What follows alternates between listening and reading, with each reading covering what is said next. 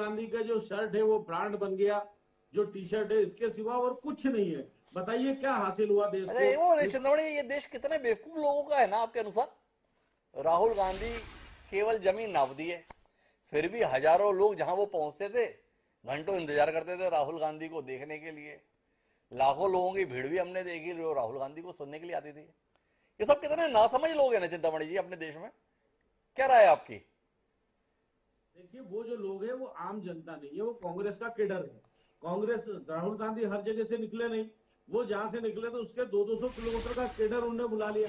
अब cadre cadre को आप कहें कि ये भीड़ है, तो केडर रिवाइव हुआ। मैंने तो पहले ही कहा कि केडर रिवाइव हुआ कांग्रेस का, ये अच्छी बात है। थोड़ा सा सक्रिय हुआ, जहां जहां विधानसभा चुनाव है वहां फोटो लगाने की उनकी स्थिति आ गई। जो पराक्रम और अपनी संख्या दिखाने का मौका था वो मौका कांग्रेसियों को मिल गया। बाकी पूरी यात्रा मुद्दा विहीन है।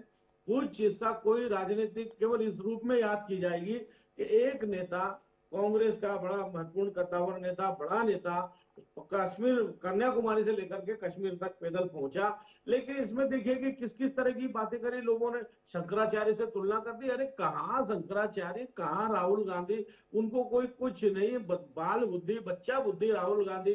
शंकराचार्य से तुलना कर रहे हैं, राम से तुलना कर रहे हैं, किससे तुलना कर अच्छा तो रहे हैं। ये तो ये कुल अधिकार तो केवल आप लोगों की पार्टी का है। तीरथ सिंह रावत जो है देश के सम्मानीय प्रधानमंत्री नरेंद्र मोदी जी की तुलना राम से या कृष्ण जी से करें तो ये कोई आपत्तिजनक नहीं है।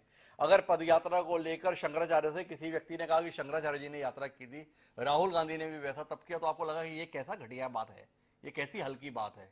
ये सारे राइट आपके पास ही है चिंतामणि जी।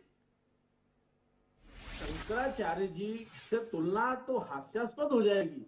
अरे पैदल चलने से कोई तुलना अरे की जा चिंतामणि जी सकती है? मैंने वही तो सवाल उन्होंने किया खुद लिखे। कि माननीय प्रधानमंत्री हमारे हैं नरेंद्र मोदी जी, और उत्तराखंड के तत्कालीन मुख्यमंत्री उनकी तुलना कृष्ण जी से कर दें, आपकी पार्टी के बड़े नेता उन्हें राम के सदृश बता दें, उसमें कुछ आपत्तिजनक नहीं होता।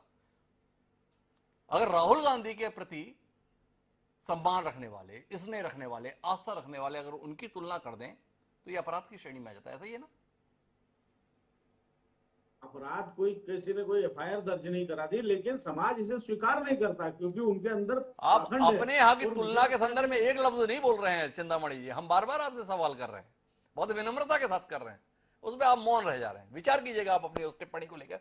मुझे जाना है गिरिजा शंकर जी के पास, लेकिन उससे पहले अभी अभी जो राष्ट्रीय राजनीतिक दल की हैसियत में आया है वो आम आदमी पार्टी यहां मौजूद है।